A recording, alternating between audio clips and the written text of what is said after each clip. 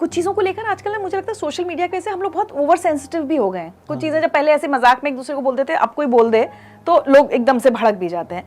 उन दोनों चीज़ों को लेकर आप अपने पर ही काफ़ी जोक्स कर लेते हैं। रिलीजन और बॉडी, आजकल हर बात में बॉडी शेमिंग की बहुत बात होती है। पहले तो बोल देते थे अच्छा वो लंबा, वो काला, वो मोटा, अब नहीं लोग बोलना पसंद करते, बोलना भी नहीं चाहिए। ये दो जोक्स आप खुद के ऊपर, या कभी आपको लोग नहीं कहते कि आप ऐसे कैसे अपने मुसलमान होने पर आप ऐसे कैसे जोक मार रहे हो खड़े होकर? अभी मैंने कुछ तथास्तु में शायद कहीं पे आपने कुछ बोला, अब मुझे एग्जैक्ट सेंटेंस याद नहीं आ रहा, तो मुझे लगा कि सवाल मैं ज़रूर पूछूंगी। मुझे ऐसा लगता है कि जो, क्योंकि कॉमेडी का एक जो कोर होता है वो डिफेंस मैकेनिज्म से भी आता है, वो आपका कि इसके पहले कि कोई और मुझे कुछ खराब बोल दे, सबसे पहले मैं ही कह देता हूँ, क्योंकि मेरा तो, मैंने जो मेरे बारे में सुना है वो आप कह भी नहीं पाओगे। ठीक है, आपके सोचे जाने से 5 गुना ज़्यादा मैंने सुना हुआ है।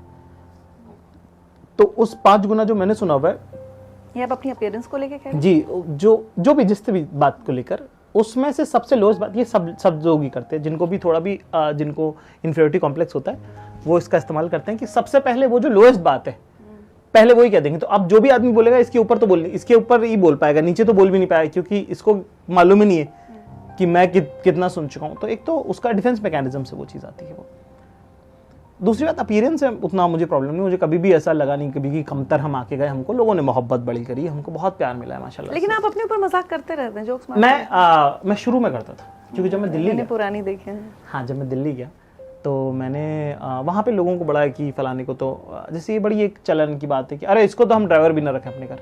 कैसे तय होगा कि वो ड्राइवर क्यों नहीं रखोगे तुम? फलाना, अरे इतना गुड लुकिंग आदमी है और वो वहाँ पे वो कर रहा था, अरे तुमको तो कहीं भी कुछ, क्या उसका वही है भाई, उसका क्वालिफिकेशन ही उतना है, तो वही करेगा ना। वो लुक से जज करते हैं, लुक से काम का क्या लेन देन है कि इसको तो हम ये नहीं रखेंगे, वो रह गया तेरे यहाँ पे। तो मैंने कहा यार ये है प्रॉब्लम कॉमेडी में। तो पहले एड्रेस अप टॉप, कि सबसे पहले शुरू में कि भाई मुझे मालूम है तू क्या सोच रहा है, छोड़ो आगे। आपने उसको बिल्कुल वो कर दिया, सारे उसके हथियार छीन लिए पहले। हाँ एग्जैक्टली, वो जो जजमेंट लेके बैठा था पहले तो वो हाथ से लिया उसके कि इधर आ, छोड़ो पहले रखो यहाँ पे। ठीक, तो वो वैसे करना शुरू किया। और ऊपर से राइटर हैं बचपन से ही, तो इंटेलिजेंट राइटिंग का हमको बड़ा शौक है ना।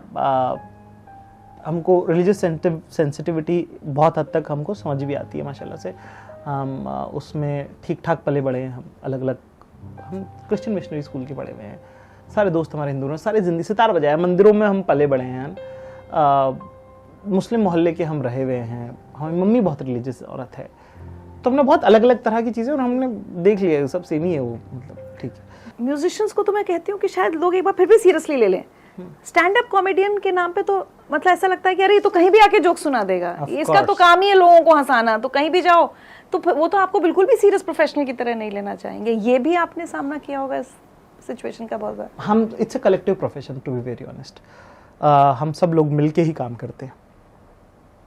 उस कल्चर को मुझसे पहले के जो लोग रहे, मेरे साथ के जो लोग हैं, मेरे बाद के भी जो लड़के हैं, बच्चे हैं, लड़कियां हैं, उन्होंने भी उस इथॉस को पकड़ के रखा है कि नहीं करते हम फ्री में। माशाल्लाह से इस काम में पैसा है शुरू से ही पैसा है कि साहब पैसे लेके करते हैं। सिर्फ पैसा नहीं, कई बार इज्जत या सीरियसली लेना, वो मेरे ख्याल से पर्सन टू पर्सन वेरी करता है। जैसे कि मैं किसी पार्टी में नहीं जाता था, मैंने शुरुआती दौर में पार्टियों में जाना ही बंद कर दिया था, क्योंकि मेरे को बिल्कुल वो हरकत पसंद नहीं है कि hey everybody guys, Zakir Khan is in the house and he is very funny, भाई जोक सुना दे। तो ये मैंने उस वक्त पूरा वो पब्लिक आउटिंग ही 3-4 साल जब तक नाम नहीं हुआ था वो बिल्कुल अवॉइड करी। और मैं असल ज़िंदगी में बड़ा ही चुप रहता हूँ, कम बात करता हूँ, बहुत सलीके से बात करता हूँ। तो लोग उसी में डरते हैं कि अरे आप तो बहुत अच्छे से बात करते हैं। तो मैंने कहा तो क्या करूँ है ना। तो वैसे भी हाँ, वो आदमी कुछ बोलता भी नहीं ज़्यादा, हर कोई विश्वास नहीं करेंगे। मेरा अगला सवाल था कि क्या आप एक्चुअल अपने रियल लाइफ में इंट्रोवर्ट हैं? हाँ बहुत, वो तो बचपन से ही इंट्रोवर्ट है ना। तो ये तो सारा ये एक्वायर्ड स्किल्स हैं सब। ज़ुरैब अख्तर जो लगा है वो जंग की दुनिया जिसका नाम है जंग, उसको लड़ने के लिए सब एक्वायर्ड है, वरना तो है तो वो अभी भी बोलना नहीं आता है, अभी भी अटकता हूँ। इतना सीखा हुआ है सब कुछ, इतना प्रैक्टिस किया हुआ है कि बोल पाता हूँ, वरना तो इतना अपने जब मन के भाव किसी को बताने हो, जब प्रेम किसी को जाहिर करना हो तो ऐसा अटकता है बार बार। ठीक है, किसी को कहना हो कि यार तेरे साथ बहुत अच्छा लगता है, किसी दोस्त को कोई बात कहनी हो तो बड़ा ऐसा लगता था। मुनीर नियाज़ी की गज़लें नज़में याद आती है कि हमेशा देर कर देता हूँ मैं। ठीक है, जमाने को बताने की बहुत बातें, पर अपने दिल की बात कहनी हो तो एकदम ऐसे हाथ कांपते हैं तब, तो वो क्योंकि वो असली आता है ना आपका बाहर। वो अंदर का होता है।